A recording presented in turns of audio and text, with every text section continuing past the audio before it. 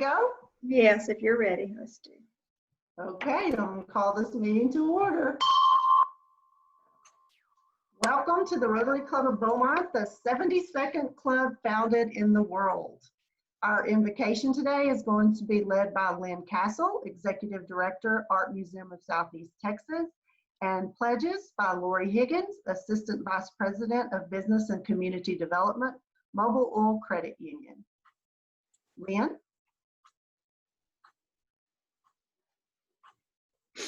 Lynn's been having trouble getting on. I don't know if she's going to be on right now. She's okay.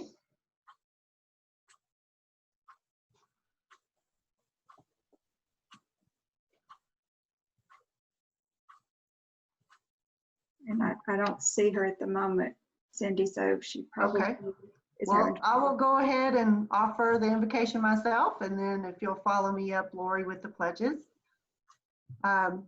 Thank you for this opportunity to gather with our friends, even though we're far away from each other.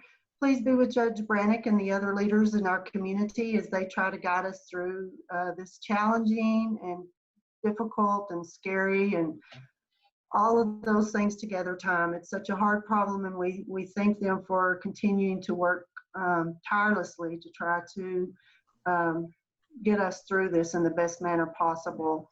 Thank you for the family of Rotary and our opportunities to help the world be a better place. Amen. Amen. And if you would please join me in our pledges to our great nation and state, please. I pledge allegiance to the flag of the United States of America, and to the republic for which it stands, one nation under God, indivisible, with liberty and justice for all. And our state pledge: honor the Texas flag. I pledge allegiance to thee, Texas, one state under God, one and indivisible. Thank you.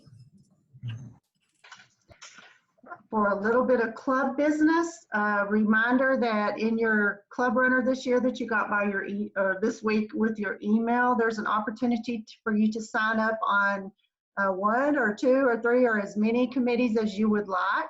There's a little description of each, so you can check it out through your Rotarygram, or Jackie is going to send out an email later this week. But please look through that. It's a Google Doc, and just sign up for what you want to participate in, and we're going to try to do things as best we can with the limitations that we have. Next, I want to ask Dana Timaeus, Managing Partner at the Timaeus Law Firm, to introduce our speaker. Madam Honored President Cindy Cherry, you don't have to use my full name. I've been spending a lot of time, most of the days lately, trying to minimize myself and work on my sensitivity. Because there's only one thing more important than woke sensitivity in this day and time for a person with my array of identity characteristics, many of which I could not control and all of which we're supposed to embrace and celebrate. But at the same time, I have to apologize for all of them and tell you that you're more than justified in reviling me and hating me for who I am. And the only thing more important than woke sensitivity is the individual, unique, introverted, personal, absolutely inconsistent and conflicted feelings of each and every person who hears my voice. And no one has to be more woke, sensitive, empathetic, and cognizant of the selfish feelings of every listener than an elected official when he dares to speak in a presidential election year. So I'm sorry, I made a mistake. I'm hardly sorry, I used a male pronoun. So I'm going to try to be more sensitive and more inclusive. Ladies and gentlemen, and scoundrels and trollops and non-binaries, today I'm going to introduce a guy who identifies himself as a male. He's believed to have been born at an early age years ago to a heterosexual couple, and then he matured and he aged, and he seems reasonably candid about having gotten an education in local public schools, and he seems really unashamed of working in gas stations and hamburger stands and on tugboats and loading trucks and at a steel mill and delivering prescriptions for a drugstore. He has the impertinence not to be contrite about getting degrees from the University of Texas and Baylor, and for working in a job that paid an upper middle class income, and for getting a quick start to a highly successful career. In fact, I don't understand why he isn't conscience-stricken and penitent to the point of agoraphobia from having been chosen to work on all the boards and commissions that he's been appointed to. And all of those, there's a long list of them, but mainly they deal with coastline environment, general governance, disaster recovery, disaster response. And he's as insolent and presumptive as they come, enough to declare on a resume that he served on the board as a board member of Young Life Ministries. And he has a temerity to openly declare himself to be a Christian. I mean, he put people out of their homes on the pretext that hurricanes and floods and explosions and toxic gas releases create a risk to life and health and safety. And he continues with this charade that sometimes wisdom and good judgment require inconvenience, maybe even a little sacrifice. But for heaven's sake, he signed a governmental edict ordering us to wear face masks or coverings of some kind when we go out in public. So I guess we all make our choices to live our lives timid and ashamed, or to stand up and maybe apply our principles and our values.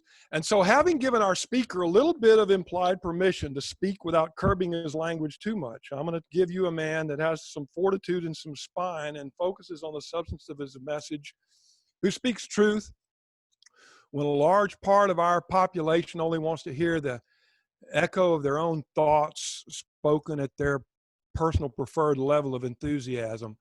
So here he is, a guy with the real information about our county Judge Jeff Branick. I'm not quite sure how to follow that up.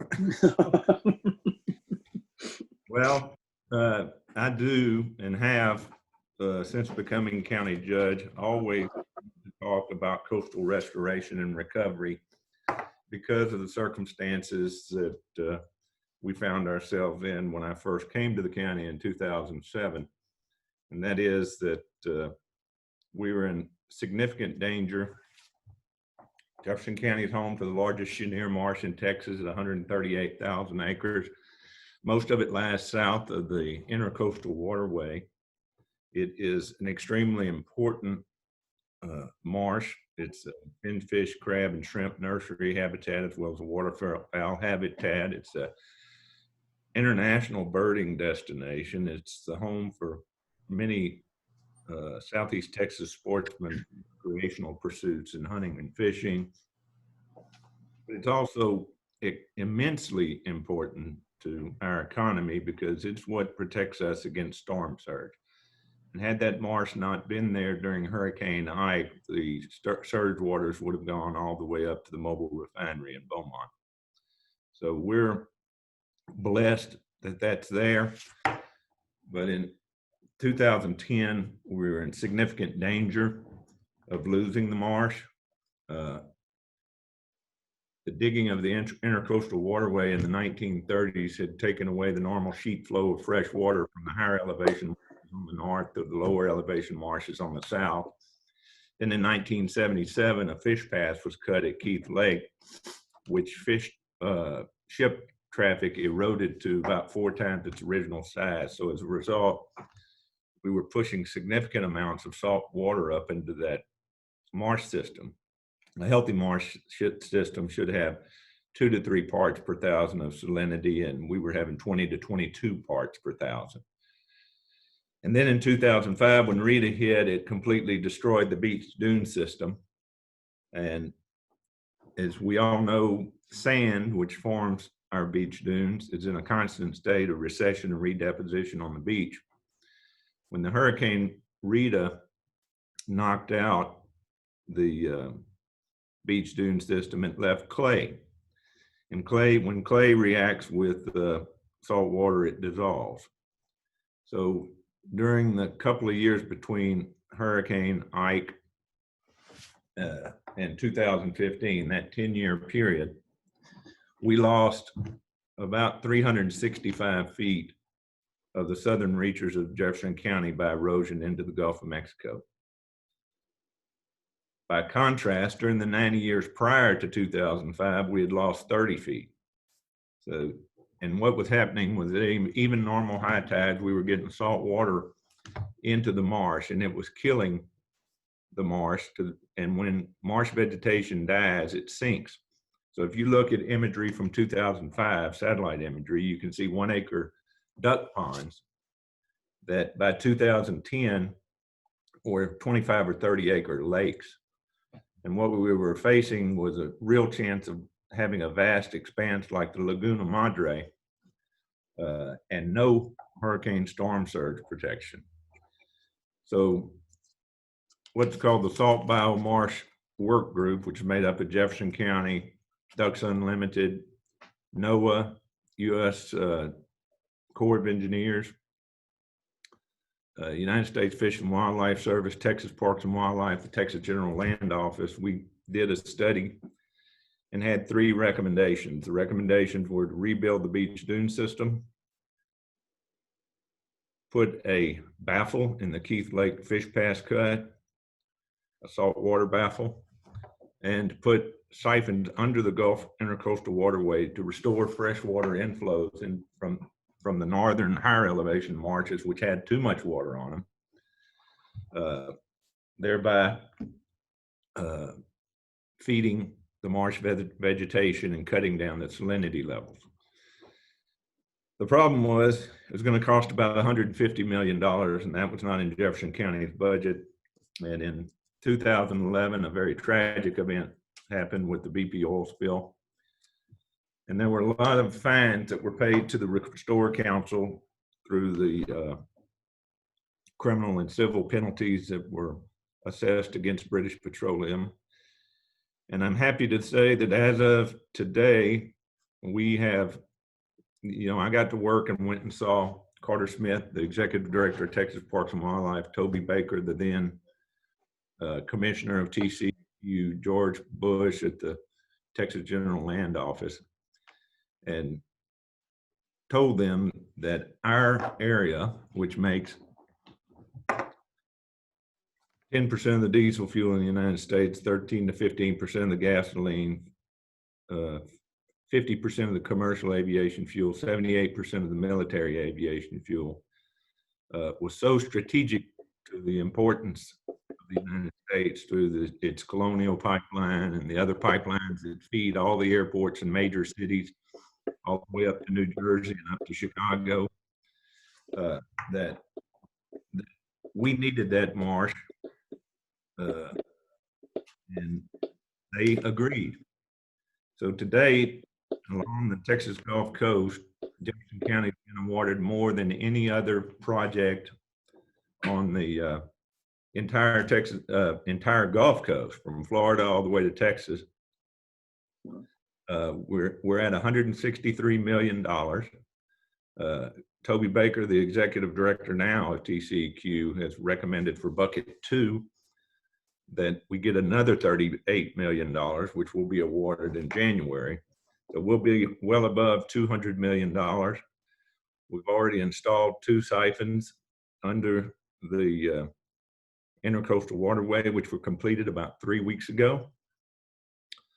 We have placed the baffle into the Keith Lake Fish Pass and seen outstanding results from that.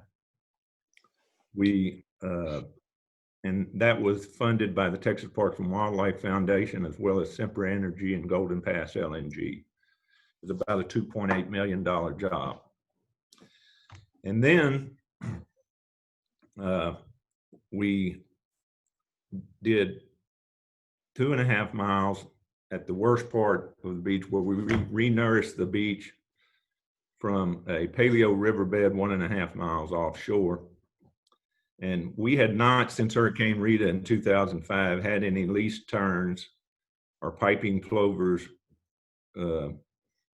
nesting on the beach at all, period.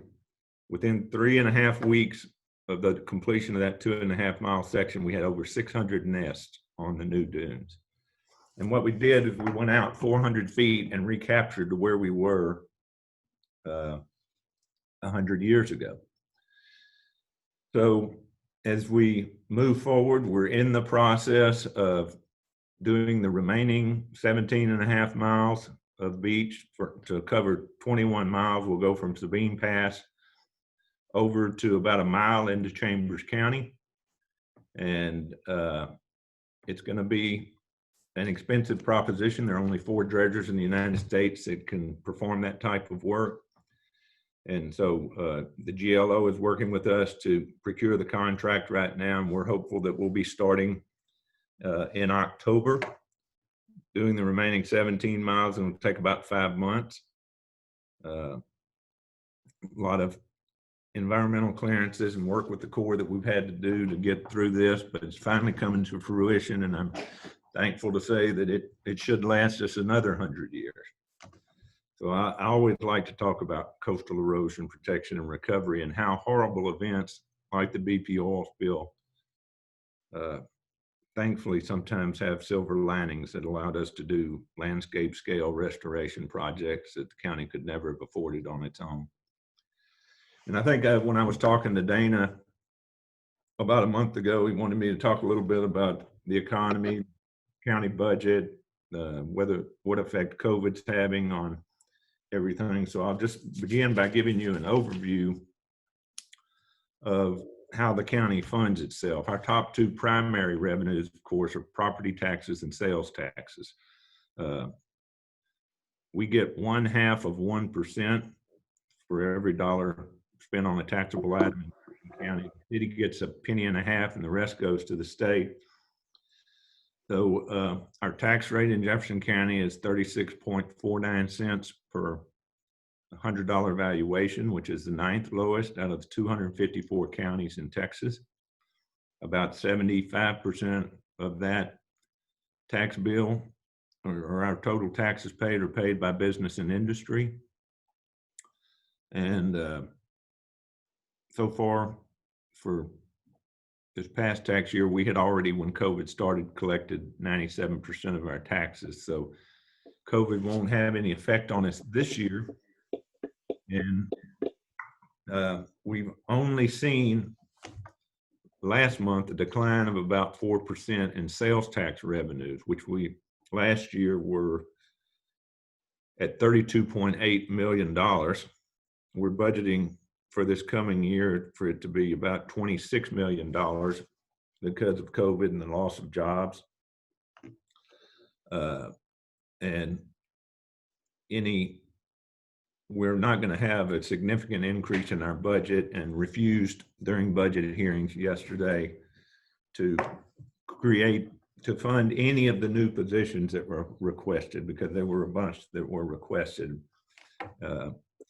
So I think we're going to get through this.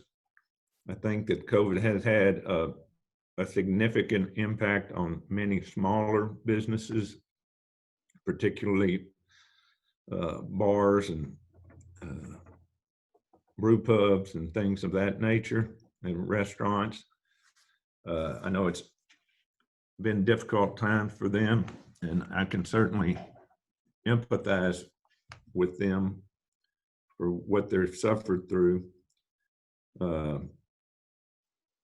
Our budget last year was about $131.5 million, should be the same budget this year. When I came to the county in 2007, we had about $2 million in reserve. We currently are sitting on $70 million in reserves. Most of that reserve has been built up, again, because of tragic events. In the aftermath of Hurricane Rita, in the aftermath of Ike and Harvey, we saw significant spending at the big box home stores like Lowe's, and with roofers, just a tremendous amount of sales tax coming in that allowed us to build up our reserves and, keep our budget right in line over the last 10 years with the consumer price index. We have seen a few increases that were above the consumer price index. That was primarily with casualty insurance and health insurance costs, but and some retirement costs, because we had to. I also found in 2010, whenever I was elected, the first time that I ever received a report from our actuaries of what the county's unfunded health insurance liabilities were, and it was 147 million. So we did what we needed to fix that, and those are going down, and will continue to go down over the next 30 years. And that was the reason for that, and we stopped this in 2012, I believe, we said new hires are not going to be guaranteed health insurance in their retirement because we had people come into the county, and Cindy would know about this, but it was great for them, but something that was unsustainable. They would come to work when they were 18 and then retire when they were 46. And we were covering their insurance from age 46 to 65 when they got on Medicare. And that created that big unfunded health insurance liability. So we did something to address that issue. So far during COVID, the county has spent a little over $2 million for COVID response, testing, personal protective equipment, additional personnel to sanitize the courthouse and more frequently. We anticipate that we'll be reimbursed all of that money out of the CARES Act. And so I don't think it's going to have a negative impact on our general fund. And now from an economic development standpoint, we have had announcements before COVID of a lot of different very large projects: Golden Pass LNG, Sempra Energy, Motiva Chemical, Valero Biofuels, the Blade Project at Exxon Mobil, Beaumont plant expansion. To my knowledge, and I speak to most of those companies pretty frequently, none of those projects have they put in the bag. None of them have they canceled. I think I did get word on one of the major projects that they had anticipated completing in 2022, that they're going to slow walk it and plan on a completion date in 2023. And this particular very large refinery had canceled a lot of projects in other parts of the country, but not in our city, our county. So I'm very thankful for that. Golden Pass LNG is moving forward. And, I think that we'll see some return to normalcy after COVID, if and when the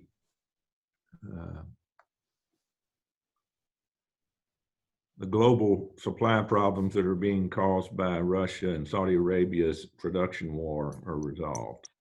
And so that's got to be done diplomatically, but it's going to continue to impact particularly upstream production in the Permian Basin, down in the until those issues are resolved. I think our local refineries are doing very well with respect to diesel fuel. As you've been out on the highways, you see that logistics and trucking companies are as busy as they've ever been trying to move products all over the country. We've seen shortages in beef and pork. For the first time, I heard on the radio yesterday that after declining sales for years, milk is finally in the highest production it's ever been in, because so many people are working from home, cereal, and the kids are at home all drinking milk. And so there are some people like the milk producers that are benefiting from this, as well as the logistics companies. So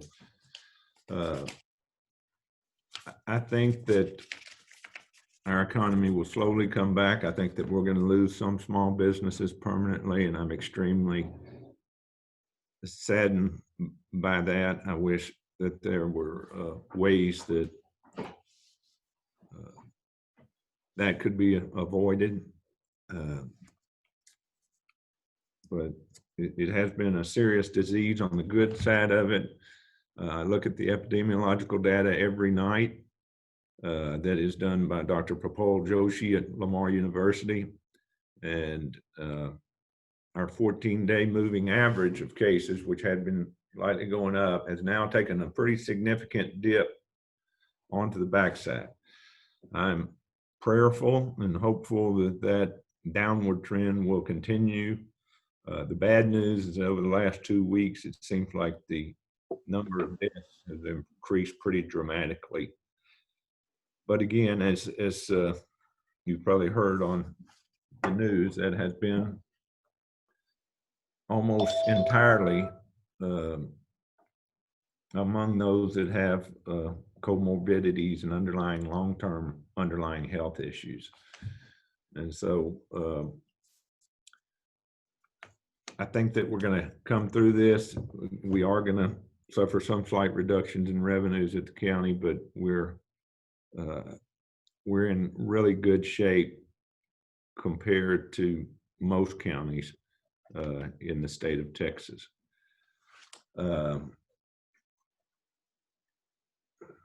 I know that one of the big issues that people are concerned with is drainage and flooding, obviously, and with good reason. The city of Beaumont did very good things when they did the Calder Street project and the soccer fields out in the West End retention areas.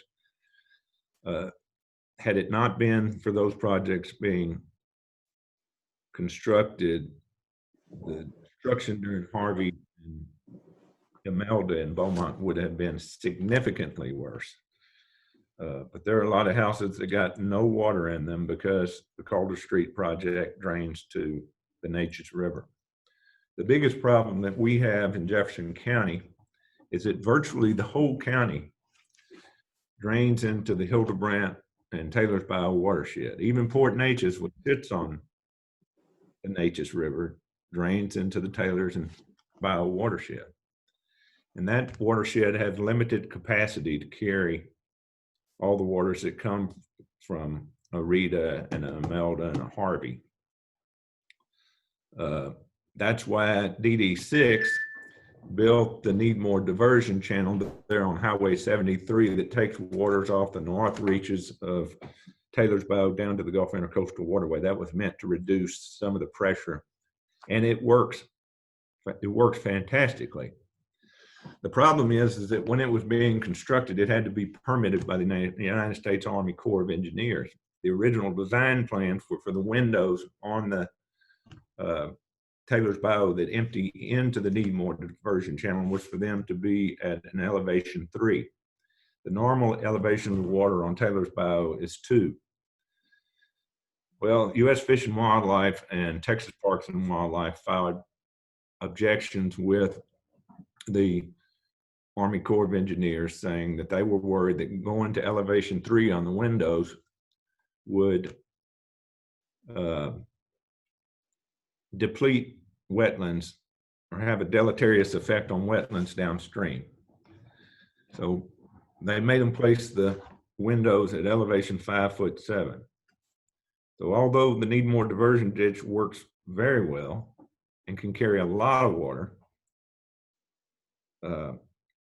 by the time water gets to elevation 5'7" on Taylor's Bayou, you already have flooding in Hampshire Finette. So what we did about 6 months ago is I went over to DD6 and I asked U.S. Fish and Wildlife and Texas Parks and Wildlife to meet us there.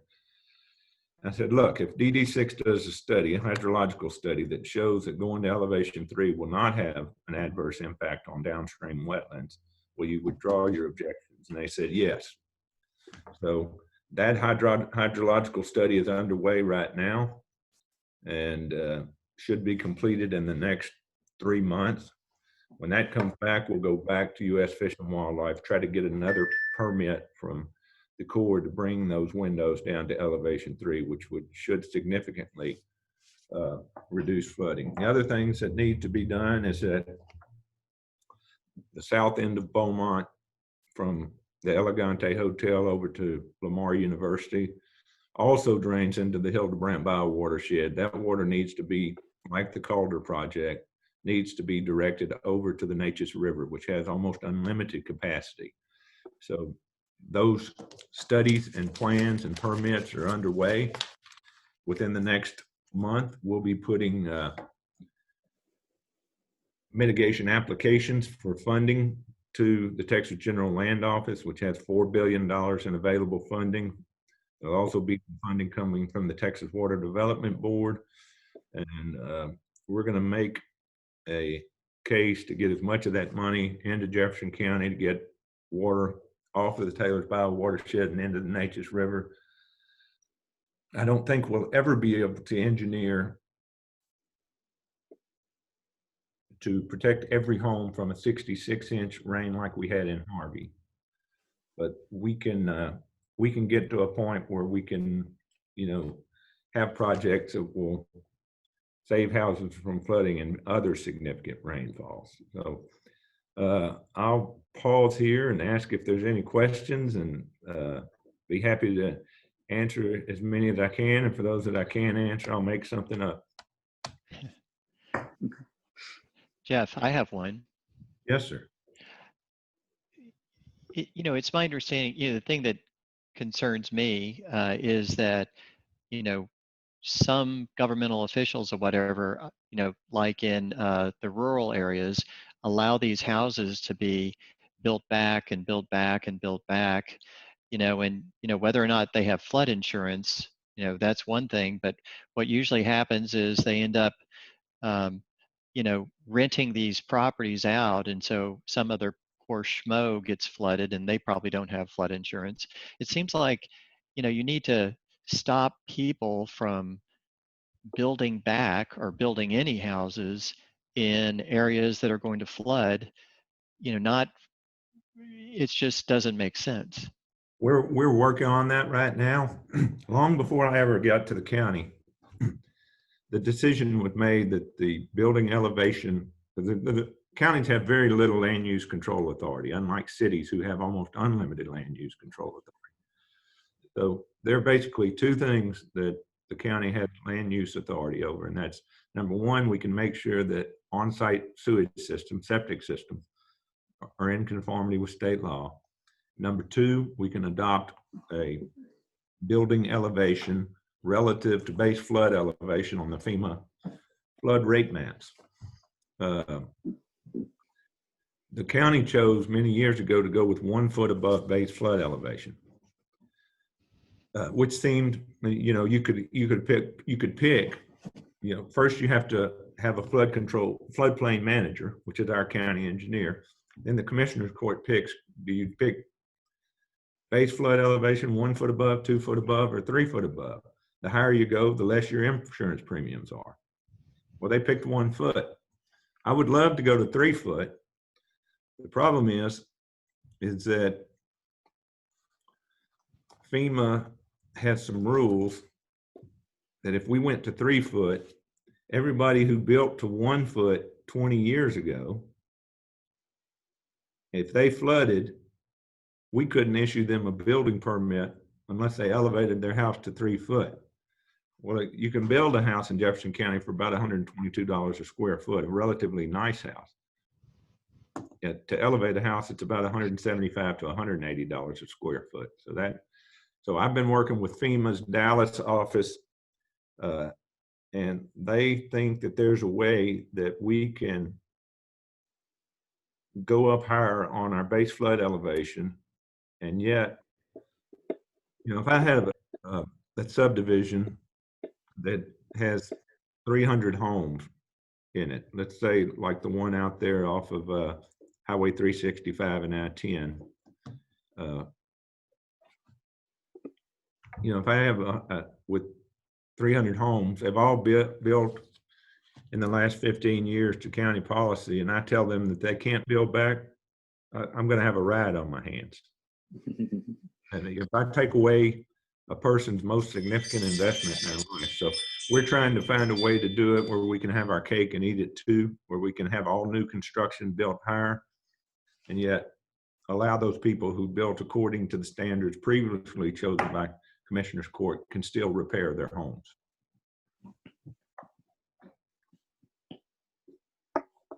Hey, Jeff, I understand that the FEMA floodplains have not been redone for many years. Is there a possibility that they're going to look at redoing the floodplain numbers for what properties are in various levels, or what? Well, in effect, they have. They actually redid them in 2014. They have only used them as a shield instead of, they have not been fully adopted. However, they are using them to prevent. So let's say this actually happened. The house in Port Arthur flooded in Harvey. It's got flood insurance today. Under the existing flood maps that insurance companies and counties use that are not the 2014, but an earlier one, she's not in the lady that owns a home is not in a floodway. According to the new maps that were done in 2014, she is in a floodway. But she was not eligible for any relief after Harvey because they would not assist her with rebuilding, because if there are 2 or more maps that control the most stringent map, it's the one that they look at. So they're not looking at it, but they are looking at it. One last thing. It was interesting. 60 Minutes had a special on it, and they were interviewing this guy near Buffalo Bio, and I think he flooded 5 or 6 times, and you know, he has flood insurance, continues to have flood insurance, and they said, well, what's the value of your house? And he goes, well, I don't think I can sell it because it's flooded so many times. They said, well, how much has the federal government paid you for flood insurance in these 4 or 5 flood events? He goes, 1.3 million. So, you know, it's a problem that taxpayers are paying, but I understand anything you come up with, you'll be tarred and feathered. Yeah, and it's, I mean, we did approve a buyout program yesterday using federal funding to buy out repetitively houses that have suffered repetitive losses. And they are paid a little bit more than the value of their house if they relocate into another home in Jefferson County. Now, it's only got about $3 million in it, so it's not going to buy out a lot of houses. But we're also in our mitigation plan, we're going to ask for either more buyout money or for elevation money. But if the elevation program requires a cost benefit analysis, we'll never get the money.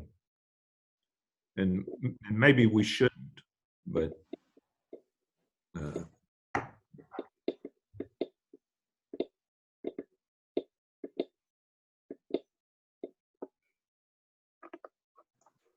Do we have any other questions for Judge Branick?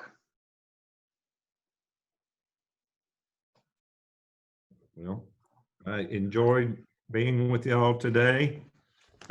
It has been a very interesting couple of years with Harvey and Imelda, plan explosion, then COVID. Leave you with this. My best friend from the 7th grade works on a county road and bridge crew. He never got a college education, but he has a way with words. And he said, Jeff, he said, you've been drugged through hell backwards and beat over the head with a sack of cow manure. But I have not been bored, I'll tell you that. Well, thank you for your tireless efforts, Judge, and you have led us through many, many very trying situations with grace and dignity, and we thank you for that. In your honor, we'll be making a donation to the Rotary Foundation in one of the areas of focus. All the money goes to projects that, and we're hoping that they'll decide to use yours in one of the peace and conflict resolution areas. So thank you again for joining us today. Our next speaker on August 12th is going to be Stephen J. Cox, the newly appointed United States Attorney for the Eastern District of Texas. And in closing, I want to thank you all for attending our meeting today on Zoom. And let's end with the 4-way test of the things we say, think, and do. First, is it the truth? Truth. Second, Is it fair Is to it all fair to concerned? all concerned? Concern. Third, will it Will it bring build goodwill and better better friendship? friendships? And fourth, will it be Will it be beneficial to beneficial to all all concerned? concerned? Have a good week and go out and find opportunities to lead and serve. See y'all later. Bye. Goodbye. Goodbye. Thank you for joining us. Thanks, Jeff. We really enjoyed it. Judge Branick, a number of thank yous and are expressed on the chat box if you'd like to look at them. Appreciate you being here.